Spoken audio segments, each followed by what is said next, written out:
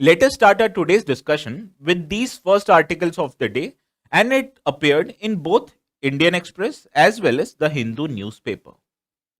Now, as you can see from this report, there's a new COVID variant which is known as JN1 variant. And this particular variant, it is an offshoot of a Omicron variant which was prevalent before. Now, what are these variants? Now, as we know, a virus in its original form, it tries to multiply itself. And if there are errors in the multiplication process, it is called as a mutation of virus. Now, this particular variant, that is JN1 variant, it is categorized as a variant of interest by the World Health Organization. Now, you'll ask which type of a variant are categorized as this variant of interest. Now, if a particular variant of a virus, it is more potent and it makes the antibodies or vaccines less effective in nature, then it is called a variant of interest.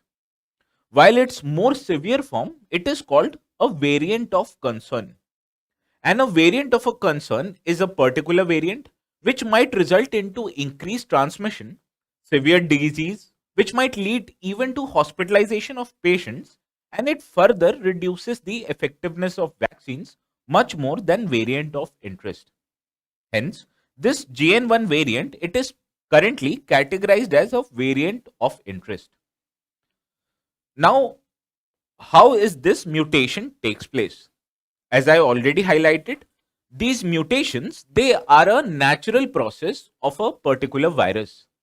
And in a natural process, this virus, it tries to multiply itself. But when there are errors in the multiplication process, it leads to mutation. Now, this particular mutation, it can either make the virus neutral, which means the virus will have a same efficacy, or it can also make the virus more potent in nature. And as you can see, the variants such as alpha, beta, or delta variants of COVID virus, they were more potent than the original virus strain. Also, these viruses, they can have less potency, or these mutations, they can have less potency than the parent virus. Hence, mutations, it can either increase the potency, make it an equal potency, which means they are neutral, or it can also reduce the potency of a particular virus. Now, this mutation process, it helps virus to move from one host to another in a much more effective manner. Further, it also allows these viruses to undertake faster reproduction. And also, these mutations, it makes these viruses adhere to the host surface in a much more better manner. Also, these mutations are such that it might also help these viruses to evade our immune system as well as our vaccines. Now, let us deal with this model question. And why are we dealing with this particular model question? Because the same theme of bacteria, fungi, or virus, it was asked in the prelims of the year 2016.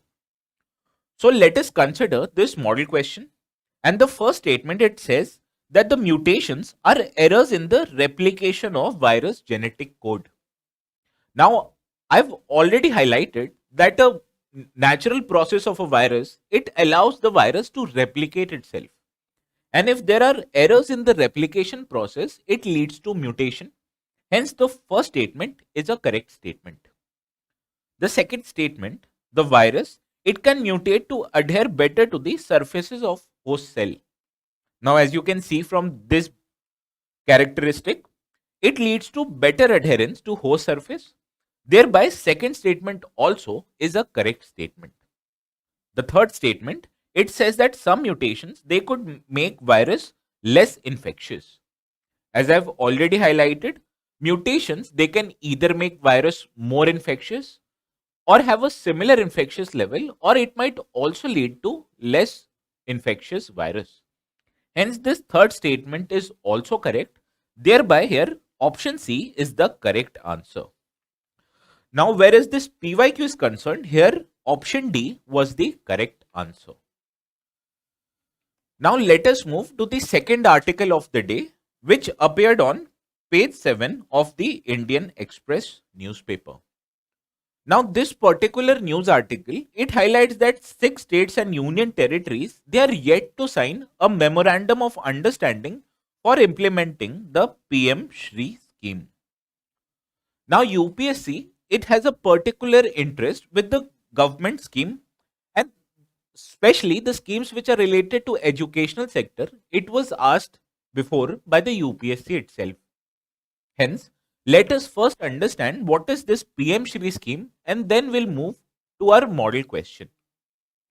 Now, this PM Schools for Rising India scheme, which is abbreviated as PM-SHRI scheme, it is a centrally sponsored scheme, which means that the contribution of finances for implementation of this scheme, it is done by both central as well as state governments in a 60 to 40 ratio in case of normal states, or in case of northeastern or Himalayan state, it is 90 to 10 ratio.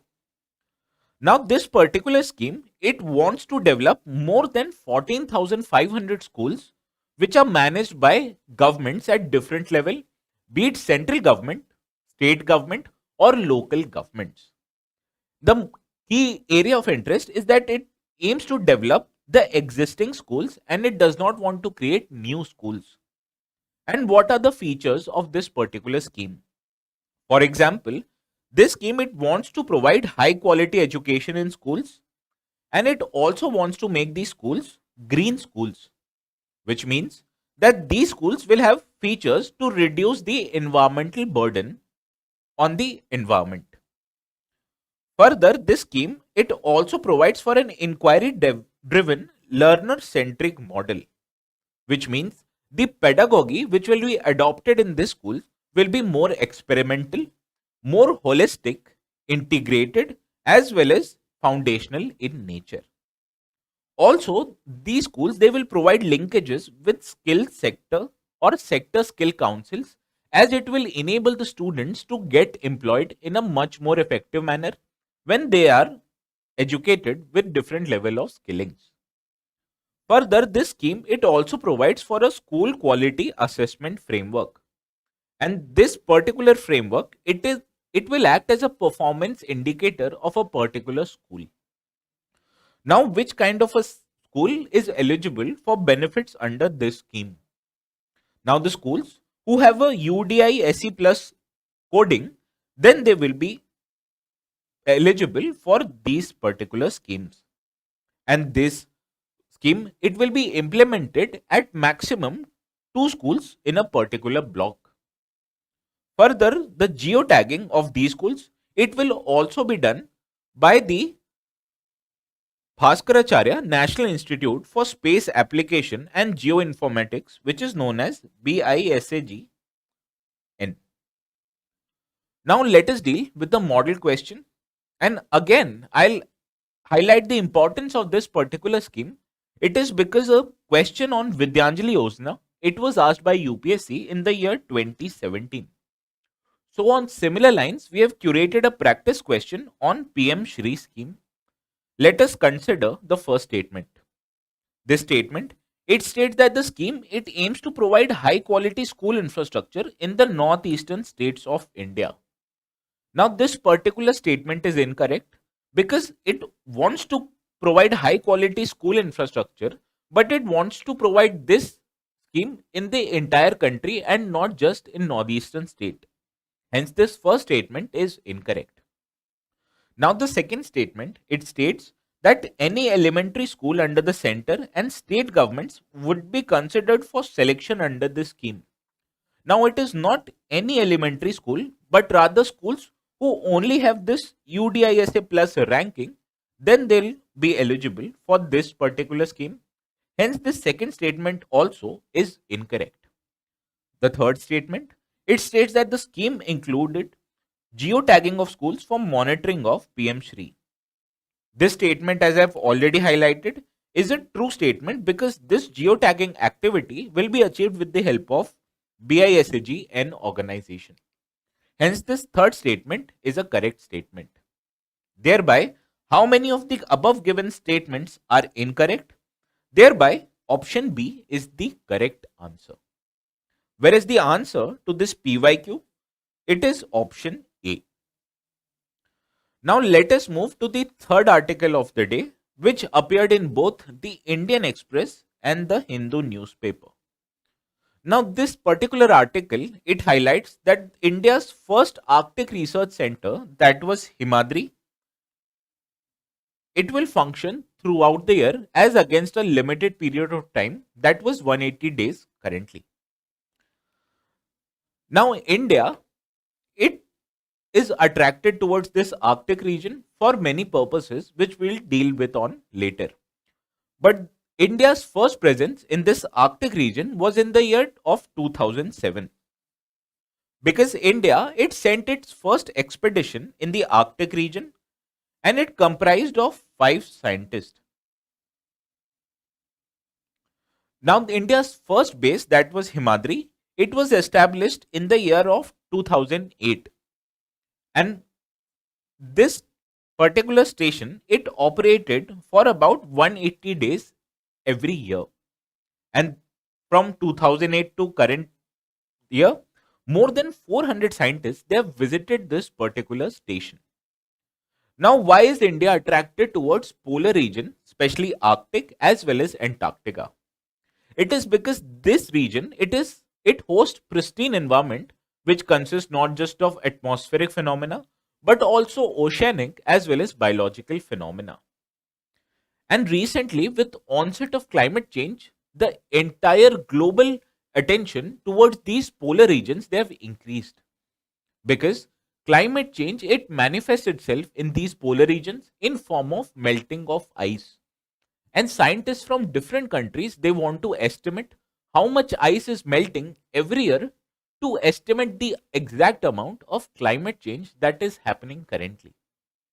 Hence, you can see not just every other country, but also India, especially through its Himadri station in the Arctic, as well as Dakshin Gangotri, Maitri and Bharati stations, which are located in Antarctica, it is interested in these polar regions. Now, this Dakshin Gangotri station, which was established in Antarctica, it has now submerged under ice. And India has currently 2 stations, that are Maitri as well as Bharati. Now let us consider the model question, and why are we dealing with questions on Arctic and Antarctica? Because a question on Arctic Council, it appeared in the prelims of the year 2014. So polar region has been a specific area of interest for UPSC, and thereby we have also curated a practice question on this same region. The first statement, it states that the Maitri and Bharati are research stations in the Arctic region, which we know from our previous slide is an incorrect statement, because these are the stations are located in Antarctica. Further, the second statement, it says that the Dakshin Gangotri in Antarctica is now submerged under ice, which again is a correct statement. As India, it currently has only 2 working stations, that are Maitri and Bharati in the Antarctica region. Further, the third statement, Himadri, it will operate in summers only, which again is an incorrect statement, because the news article again, it highlights that the Himadri station, it will work throughout the year and not just in summer months. Hence, the correct answer to this model question is option A. Whereas the answer to this PYQ, it was option D, as Denmark, Russia and United States are the members of Arctic Council.